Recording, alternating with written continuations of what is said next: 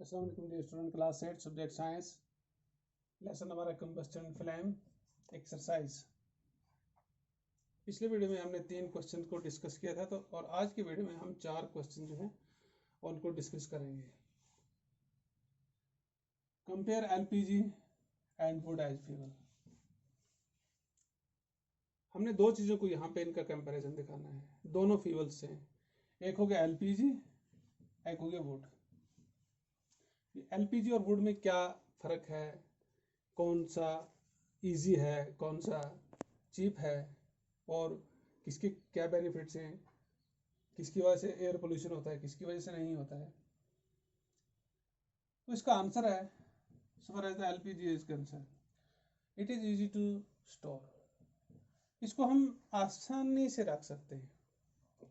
On the other hand, अगर हम दूसरी जानब देखेंगे, स्टोर करने के लिए it require a lot of place. तो इसको क्या चाहिए? A lot of place. मान लो अगर आप गैस का सिलेंडर रखेंगे तो इसके लिए बहुत कम जगह आएगी। अगर आप, और वो गैस का सिलेंडर तकरीबन 5 फैमिली मेंबर को 1 महीने तक चल सकता है।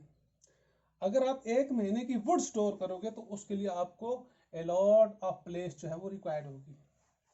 यानी 30 दिनों के लिए लकड़ियों का ढेर लगाना, उसके लिए आपको एक कमरा चाहिए। फिर उसके अंदर क्या निकलेगा, कितनी परेशानी होगी उसको कैरी करने में। अगर आप एलपीजी को देखेंगे, it is easy to carry. इसको कैरी करना बहुत आसान है, एक आदमी इसको उठा के ले सकता है। ऑन द अदर साइड अगर आप वुड को देखोगे तो 1 महीने की वुड को कैरी करने के लिए बहुत सारे आदमियों की आपको जरूरत है। Second, it can be easily transported in cylinder और पाइपलाइन। ये बिल्कुल आसानी से ट्रांसपोर्ट किया जाता है। चाहे आप सिलेंडर में ले लें, जो हम अपने घरों में देखते हैं, जो डेवलप्ड कंट्रीज है वहाँ पे तो पाइपलाइनों में आती है, वहाँ पे सिलेंडर सिस्टम नहीं है। जिस तरह हमारे यहाँ पे वाटर सिस्टम है, तो इस तरह वहाँ पे ये एलपीजी सिस्टम है। तो वो मीटर के ऊपर चलता है, किसी को सिलेंडर जो है वो कैरी करना नहीं पड़ता है। बट अगर आप अंडर डेवलप्ड कंट्री को देखोगे तो उसके लिए अभी आपको सिलेंडर कैरी करना पड़ेगा, तो पाइपलाइन का इतना यहाँ पे नहीं है। It is difficult to transport wood. और जहाँ तक वुड का ताल्लुक है, इसको आपको बहुत मुश्किल होता है ट्रांसपोर्ट करना, क्योंकि अगर 1 साल के लिए आप लकड़ियाँ लाओगे तो आपको एक ट्रक चाहिए। अगर यहाँ से आप एलपीजी लाओगे 1 साल के लिए तो आपको 12 मटके चाहिए। वो आप मरवती के में भी ला सकते हैं, या उससे थोड़ी बड़ी गाड़ी में भी, लेकिन इसके लिए आपको ट्रक चाहिए। तो इसका ये है, इनमें फ़र्क ये है कि ये एलपीजी इजीली ट्रांसपोर्ट होता है, वुड इजीली ट्रांसपोर्ट नहीं होती है। Third, it does not cause any pollution. जो एलपीजी है, इससे इतना पोल्यूशन जो है वो नहीं निकलता है। It cause pollution due to the residues and smokes. इसमें क्या निकलता है? इसमें पोल्यूशन निकलता है। पोल्यूशन एक इसका स्मोक का होता है, दूसरा रिजाइड जो इसका बचा खुचा होता है, राख वगैरह। तो दोनों चीजें जो हैं वो पोल्यूशन पैदा करती हैं, लेकिन एलपीजी जो है इससे पोल्यूशन नहीं होता है। तो इस तरह हमने देखा कि इनमें ये फर्क है। Question 5, give reason why. हमारे पास 3 स्टेटमेंट हैं, स्टेटमेंट ए, बी और सी।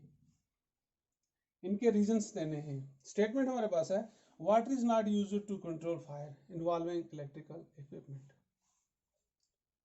जब इलेक्ट्रिकल इक्विपमेंट वहां पे इन्वॉल्व होगा तो वाटर जो है ये कंट्रोल नहीं कर सकती है फायर को।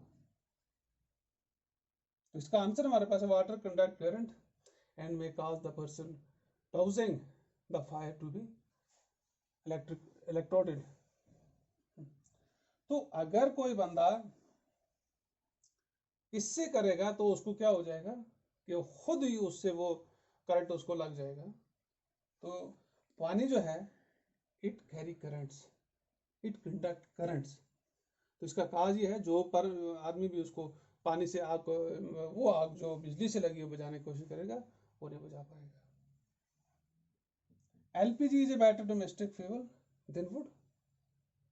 ये पूछता है क्या एलपीजी जो है ये बेटर डोमेस्टिक फ्यूल है देन वुड, लकड़ से?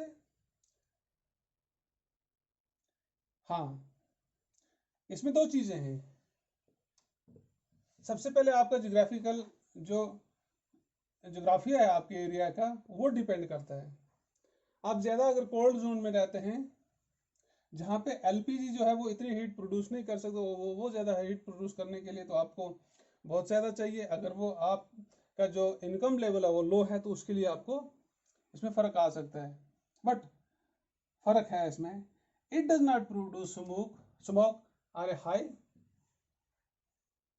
कैलिफायर value of LPG make it better fuel than wood. तो ये बेटर है कि इससे एलपीजी जो है ये बेटर है डोमेस्टिक यूज के लिए देन वुड से, क्योंकि इसके अंदर एक जो है ये धुआं पैदा नहीं करता है और इसके अंदर हाई कैलिफायर वैल्यूज हैं लकड़ के बनिस्बत, और ये बेटर फ्यूल है। एक तो जलता आसानी से है, लकड़ को जलाने में आपको बहुत टाइम लगेगा, इसलिए ये माना जाता है कि एलपी जो है ये बेटर डोमेस्टिक फ्यूल है आज के दौर में। See paper by itself catch fire easily. Paper जो है वो खुद बहुत आसानी से आग पकड़ सकता है, but whereas a piece of paper snapped around an aluminium pipe do not.